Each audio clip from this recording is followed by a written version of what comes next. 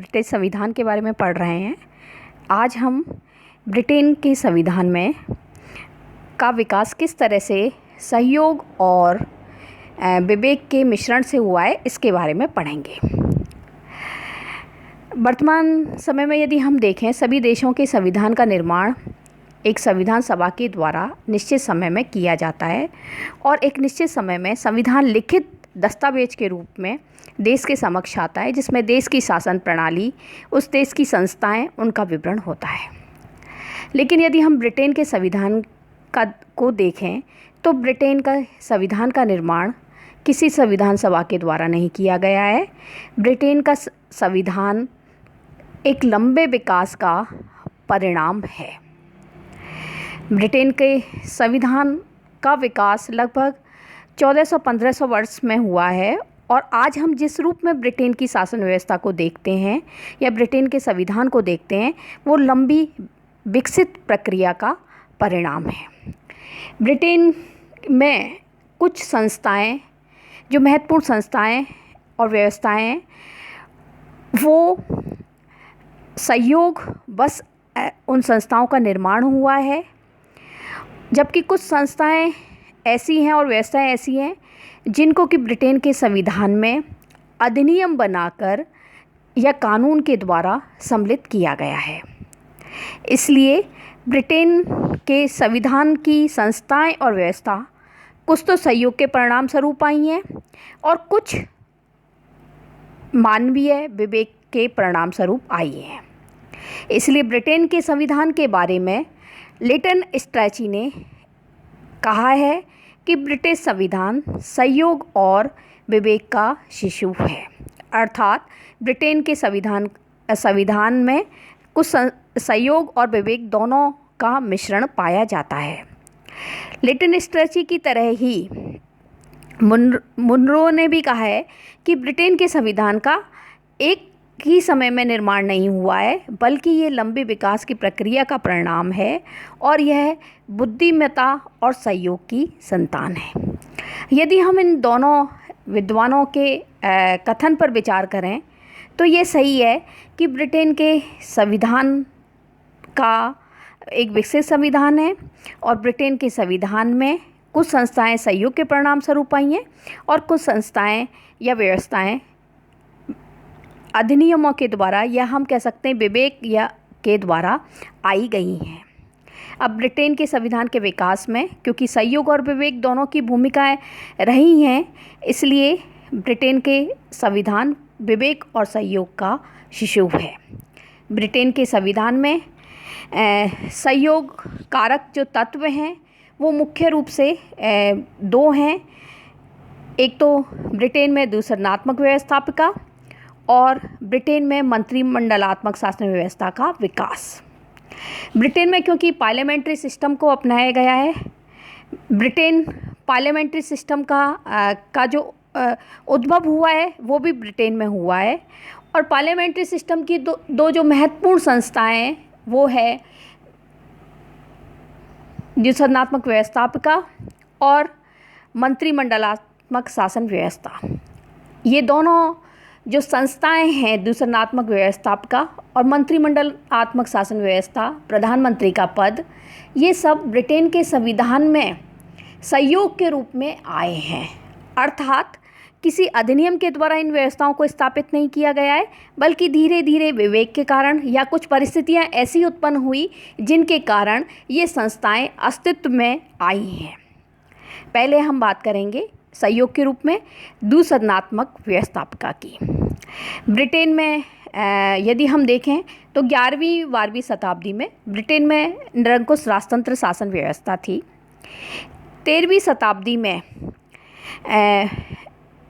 Britain का जो खजाना था वो बिल्कुल खाली हो गया था और ब्रिटेन के सम्राट एडवर्ड प्रथम को कर लगाने की आवश्यकता महसूस हुई।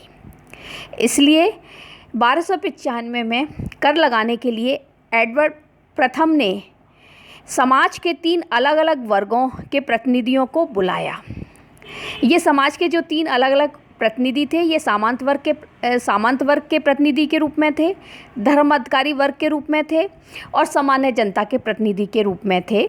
और क्योंकि सम्राट के द्वारा 3 अलग अलग प्रतिनिधि बुलाए गए थे तो इससे त्रिसदनात्मक व्यवस्था का उदय होना चाहिए था, किंतु ऐसा नहीं हुआ।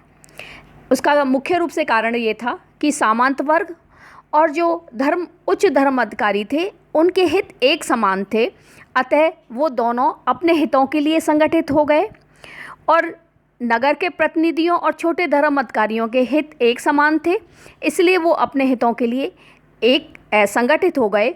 और इस ऐसी स्थिति के कारण त्रिसदनात्मक व्यवस्थापिका के स्थान पर ब्रिटेन में द्विसदनात्मक व्यवस्थापिका का विकास हुआ, जिसमें लॉर्ड सभा में सामंत वर्ग और पादरियों का प्रतिनिधित्व करने लगा और लोक सदन सामान्य जनता का प्रतिनिधित्व करने लगा। इस तरह से द्विसदनात्मक व्यवस्थापिका का जो उदय हुआ वो संयोग के कारण हुआ। इसी तरह से लोक सदन में स्पीकर के पद का उदय भी संयोग के कारण हुआ। 1376 में लोक सदन में सम्राट और लॉर्ड सभा के सम्मुख अपनी याचिका प्रस्तुत करने के लिए लोक सदन ने स्पीकर को निर्वाचित किया था और उसके बाद से लोक सदन में स्पीकर को निर्वाचित करने का और लोक की व्यवस्था आ गई और इस तरह से स्पीकर के पद का उदय हुआ। ब्रिटेन के संविधान में सहयोग की दूसरी संस्था के रूप में मंत्रिमंडल का उदय हुआ। यदि हम देखें तो मंत्रिमंडलात्मक व्यवस्था का जो विकास है वो एक लंबी प्रक्रिया का परिणाम है। मंत्रिमंडलात्मक व्यवस्था का जो विकास हुआ वो किसी एक समय में या एक चरण में नहीं हुआ, बल्कि उस मंत्रिमंडलात्मक व्यवस्था का विकास लंबी स्थिति से या विकास की प्रक्रिया से चलकर आया है। पहला है मंत्रिमंडलात्मक शासन व्यवस्था का जो विकास का पहला चरण है वो है 17वीं सदी से पूर्व तक मंत्रिमंडल का विकास। हमने देखा कि एंग्लो सैक्सन काल और नॉर्मन काल में राजा को परामर्श देने के लिए और प्रशासनिक कार्यों में सहयोग देने के लिए 2 संस्थाएं थीं, ब्रिटेन जर्मोट और क्यूरिया रेजिस। ब्रिटेन जर्मोट एक बड़ी संस्था थी, इसलिए राजा के, और क्यूरिया रेजिस एक छोटी संस्था थी, इसलिए राजा के द्वारा नीति निर्धारण तथा प्रशासनिक मामलों में परामर्श और सहायता लेने का जो कार्य किया गया सम्राट के द्वारा वो क्यूरिया रेजिस नामक संस्था से किया गया। एडवर्ड छठे के समय क्यूरिया रेजिस ने प्रिवी काउंसिल का रूप ग्रहण कर लिया और इसी प्रिवी काउंसिल से आगे चलकर कैबिनेट का जन्म हुआ। मंत्रिमंडल के व्यवस्था का दूसरा चरण है 17वीं शताब्दी में मंत्रिमंडल व्यवस्था का विकास। 17वीं सदी में क्योंकि प्रिवी काउंसिल का उदय हो गया था क्यूरिया रेजिस से, प्रिवी काउंसिल की जो सदस्यता थी वो 50 सदस्यों से बनती थी ये संस्था। और जेम्स प्रथम और चार्ल्स प्रथम के समय उन्होंने प्रिवी काउंसिल की 50 सदस्यों की संख्या क्योंकि बहुत ज़्यादा थी और उनसे परामर्श करना आसान नहीं था, इसलिए जेम्स प्रथम और चार्ल्स प्रथम ने प्रिवी काउंसिल की एक छोटी समिति से परामर्श करना शुरू कर दिया।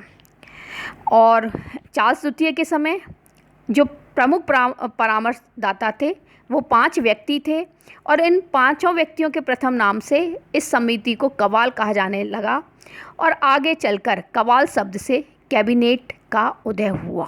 तो इस तरह से यहाँ हम देखें तो कैबिनेट का जो उदय हुआ जब राजा के द्वारा केवल कुछ ही महत्वपूर्ण व्यक्तियों से परामर्श लिया जाने लगा, तो इससे कैबिनेट संस्था का उदय हुआ।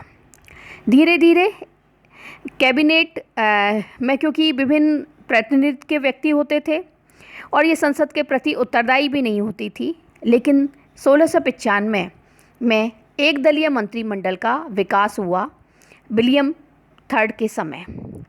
इस समय व्हिग दल का लोकसभा में बहुमत प्राप्त था, अतः विलियम तृतीय ने केवल व्हिग दल के मंत्रिमंडल का निर्माण करा और उसके बाद से ये प्रथा हो गई कि मंत्रिमंडल का निर्माण एक ही दल से होना चाहिए और उस दल से होना चाहिए जिसे लोक सदन में बहुमत प्राप्त है। तो प्रिवी काउंसिल से कैबिनेट का उदय, कैबिनेट का उदय होने के बाद एक दलीय मंत्रिमंडल का विकास विलियम थर्ड के समय हुआ और इसके साथ ही यह स्थापित हुआ कि बहुमत प्राप्त दल को ही कैबिनेट का निर्माण किया जाएगा, बहुमत प्राप्त दल में से ही। 18वीं सदी में मंत्रिमंडल का विकास, मंत्रिमंडल का वि 18वीं सदी में योजनाबद्ध ढंग से नहीं किया गया बल्कि एक सहयोग के परिणाम स्वरूप हुआ। जॉर्ज प्रथम और जॉर्ज द्वितीय अंग्रेजी भाषा नहीं जानते थे, साथ ही साथ ब्रिटेन की राजनीति में इनकी कोई रुचि नहीं थी और ब्रिटेन की रीति रिवाजों से भी ये परिचित नहीं थे। अतः जॉर्ज प्रथम और जॉर्ज द्वितीय ने मंत्रिमंडल की बैठकों में अनुपस्थित रहना शुरू कर दिया। इससे पूर्व सम्राट के द्वारा ही कैबिनेट की अध्यक्षता की जाती थी, लेकिन जब जॉर्ज प्रथम और जॉर्ज द्वितीय ने मंत्रिमंडल की बैठकों में अनुपस्थित होना शुरू कर दिया तो कैबिनेट के एक सदस्य के द्वारा कैबिनेट की बैठकों की अध्यक्षता करना प्रारंभ कर दिया गया और बाद में कैबिनेट की अध्यक्षता जिस व्यक्ति के द्वारा की जाने लगी उसे ही प्रधानमंत्री कहा जाने लगा और इस तरह से प्रधानमंत्री पद का विकास हुआ। प्रधानमंत्री वो जो कि कैबिनेट की अध्यक्षता करता है। सर रॉबर्ट वालपोल ब्रिटेन के पहले प्रधानमंत्री थे और कैबिनेट के संबंध में जो और अन्य व्यवस्थाओं का परंपराओं को जो अपनाया गया वो रॉबर्ट वालपोल के समय अपनाया गया। रॉबर्ट वालपोल ने ये परंपरा स्थापित करी कि यदि संसद मंत्रिमंडल की नीतियों का समर्थन नहीं करती है तो प्रधानमंत्री को अपने पद से त्यागपत्र देना होगा और इससे यह परंपरा स्थापित हुई कि प्रधानमंत्री और मंत्रिमंडल का कार्यकाल संसद के लोक सदन के ऊपर निर्भर है। 19वीं सदी में मंत्रिमंडल का विकास, मंत्रिमंडल व्यवस्था का पूर्ण विकास 19वीं सदी में हुआ। 19वीं सदी में मताधिकार का विकास हुआ और मताधिकार के विकास के कारण मंत्रिमंडल को भी जनता का समर्थन प्राप्त होने लगा। 19वीं सदी में लोकतंत्र क्योंकि पूर्ण रूप से स्थापित हो चुका था और लोकतंत्र के आधार स्तंभ के रूप में राजनीतिक दलों का विकास हुआ और राजनीतिक दलों ने दलीय अनुशासन को जन्म दिया और दलीय अनुशासन को के कारण मंत्रिमंडल शक्तिशाली बन गए। लोक सदन में क्योंकि पूर्व में ये परंपरा स्थापित हो चुकी थी कि लोक सदन में जो बहुमत दल का नेता होगा उसको प्रधानमंत्री पद प्रदान किया जाएगा। मंत्रिमंडल में एक ही दल के व्यक्ति होंगे और मंत्रिमंडल लोक सदन के प्रति उत्तरदायी होगा। लेकिन इस काल में मंत्रिमंडल के सामूहिक उत्तरदायित्व के सिद्धांतों का विकास हुआ। अब मंत्रिमंडल में प्रधानमंत्री को श्रेष्ठ स्थिति प्राप्त स्पष्ट रूप से हो गई 19वीं सदी में और द्वितीय विश्व युद्ध के बाद मंत्रिमंडल पर प्रधानमंत्री का नियंत्रण बहुत अधिक बढ़ गया और इस कारण ब्रिटेन में प्रधानमंत्री शासन की बात कही जाने लगी। इस तरह से यदि हम देखें तो मंत्रिमंडलात्मक शासन व्यवस्था का जो विकास हुआ वो किन्हीं अधिनियमों के द्वारा नहीं हुआ बल्कि कुछ परिस्थितियां इस तरह से आईं जिनके कारण या हम कह सकते हैं कुछ ऐसे सहयोग बना कि वहाँ पर मंत्रिमंडलात्मक व्यवस्था का विकास हुआ। इस तरह से दूसरनात्मक व्यवस्था का और मंत्रिमंडलात्मक व्यवस्था का विकास सहयोग के तत्वों के कारण हुआ है। सहयोग के तत्वों के अतिरिक्त ब्रिटेन के संविधान के विकास में बुद्धिमत्ता का महत्वपूर्ण योगदान रहा है। ब्रिटेन के संविधान की कुछ संस्थाएं या व्यवस्थाएं बुद्धिमत्ता पूर्वक किए गए प्रयत्नों का परिणाम है। ब्रिटेन के संविधान में विवेक के जो तत्व हैं वो निम्न हैं। नंबर 1, निरंकुश राजतंत्र से लोकतंत्र की स्थापना। हमने देखा है कि ब्रिटेन के संविधान में निरंकुश राजतंत्र से लोकतंत्र की स्थापना में सहयोग के तत्वों का कुछ योगदान रहा है, लेकिन इसके अलावा कुछ ऐसे अधिनियम या ऐतिहासिक अधिकार पत्र आए जिन्होंने राजतंत्र से लोकतंत्र की स्थापना में महत्वपूर्ण योगदान दिया है। उदाहरण के तौर पर 1215 का मैग्ना कार्टा, 1628 का अधिकार याचिका पत्र और 1689 का अधिकार पत्र। इन तीनों के द्वारा सम्राट की शक्तियों को धीरे धीरे कम किया गया और संसद की शक्तियों में बढ़ोतरी की गई, और इस तरह से निरंकुश राजतंत्र का परिवर्तन लोकतंत्र के रूप में जो किया गया वो इन 3 ऐतिहासिक प्रलेखों के द्वारा किया गया। तो निरंकुश राजतंत्र से लोकतंत्र में परिवर्तन करने में इन अधिनियमों का इन प्रलेखों का महत्वपूर्ण योगदान रहा है। दूसरा विवेक का महत्वपूर्ण तत्व है वयस्क मताधिकार, गुप्त मतदान प्रणाली और एकल सदस्य निर्वाचन क्षेत्र। ब्रिटेन की संसद के द्वारा समय समय पर कानून निर्मित किए गए और इन कानूनों के द्वारा ब्रिटेन के नागरिकों को वयस्क मताधिकार प्रदान किया गया। 1832, 1867, 1884 और 1918 के सुधार अधिनियम द्वारा ब्रिटेन के नागरिकों के मताधिकार को व्यापक किया गया। जहां 1832 में केवल कुछ नागरिकों के पास ही मताधिकार था, वहाँ 1918, 1929 के सुधार अधिनियम के द्वारा सभी वयस्कों को मताधिकार प्रदान कर दिया गया। इसी तरह से 1872 के अधिनियम के द्वारा गुप्त मतदान प्रणाली को प्रारंभ किया गया और 1948 के अधिनियम के द्वारा बहुल निर्वाचन क्षेत्रों को समाप्त कर एकल सदस्य निर्वाचन क्षेत्रों की व्यवस्था की गई। इस तरह से इन अधिनियमों के द्वारा लोक सदन का लोकतंत्रीकरण किया गया। विवेक के तत्व के रूप में तीसरा महत्वपूर्ण है लॉर्ड सभा की तुलना में लोक सदन को शक्तिशाली बनाना। यदि हम देखें तो अपने प्रारंभिक चरण में व्यवस्थापक के 2 सदन के रूप में आए लॉर्ड सभा और लोक सदन। लॉर्ड सभा में क्योंकि श्रेष्ठ वर्ग और पादरियों का प्रतिनिधित्व था, उच्च धर्म अधिकारियों सामंतों का प्रतिनिधित्व था, इसलिए लॉर्ड सभा एक शक्तिशाली सदन था। और लोक सदन क्योंकि जन सामान्य व्यक्तियों का प्रतिनिधित्व करता था, इसलिए लोक सदन की शक्तियाँ प्रारंभिक चरण में कम थी। लेकिन धीरे धीरे जिस तरह से वयस्क मताधिकार अस्तित्व में आया, लोकतंत्र शासन व्यवस्था स्थापित हुई, तब ये माना जाने लगा क्योंकि लोक सदन सामान्य जनता का प्रतिनिधित्व करता है, इसलिए लोक सदन की शक्तियाँ लॉर्ड सभा की तुलना में ज़्यादा होनी चाहिए। 19वीं सदी में दोनों सदनों की शक्तियाँ लगभग समानता के स्तर पर आ गई थीं, लेकिन 20वीं सदी में यह माना गया कि लोक सदन जनता का प्रतिनिधि सदन है, इसलिए लॉर्ड सभा की तुलना में कानून निर्माण के क्षेत्र में और वित्तीय क्षेत्र में लोक सदन की शक्तियाँ ज़्यादा होनी चाहिए। लेकिन लॉर्ड सभा ने इस स्थिति को स्वीकार नहीं करा, इसलिए 1911 और 1949 के संसदीय अधिनियम आए और इन संसदीय अधिनियमों के द्वारा लॉर्ड सभा की शक्तियों को सीमित किया गया और कानून निर्माण और वित्तीय क्षेत्र में लोक सदन को अंतिम शक्ति प्राप्त हो गई।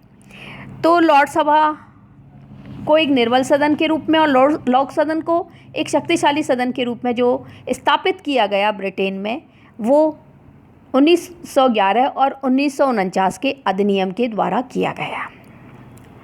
विवेक के तत्व के रूप में चौथा महत्वपूर्ण तत्व है लॉर्ड सभा की रचना में सुधार। 1958 के अधिनियम के द्वारा आजीवन पियरों और महिला पियरों की व्यवस्था की गई थी। इससे पहले यदि हम लॉर्ड सभा में देखें तो पियर के रूप में सामंत वर्ग और उच्च धर्म अधिकारी थे, लेकिन अब अन्य क्षेत्रों के श्रेष्ठ व्यक्तियों को और महिला पियरों को भी 1918 के अधिनियम के द्वारा सम्मिलित किया गया। 1963 के पियरेज अधिनियम के द्वारा ये व्यवस्था की गई कि जो कोई व्यक्ति वंशानुगत आधार पर लॉर्ड सभा का सदस्य बनता है, वह चाहे तो अपने पियर पद का त्याग कर सकता है। पियरेज अधिनियम 2000 के आधार पर वंशानुगत पीयरों की व्यवस्था समाप्त कर दी गई है, अर्थात लॉर्ड सभा में वर्तमान में जो वंशानुगत सदस्य हैं वे जीवन पर्यंत बने रहेंगे, लेकिन उनके उत्तराधिकारियों को लॉर्ड सभा की सदस्यता प्राप्त नहीं होगी। इस प्रकार यदि हम देखें तो ब्रिटेन के संविधान में कुछ तत्व तो सहयोग के पाए जाते हैं और कुछ तत्व विवेक के पाए जाते हैं। तो ब्रिटेन के संविधान का निर्माण सहयोग और विवेक के दोनों तत्वों के द्वारा हुआ है। इसलिए लिटन स्ट्रैची का यह कथन बिल्कुल सही है कि ब्रिटेन संविधान सहयोग और विवेक का शिशु है।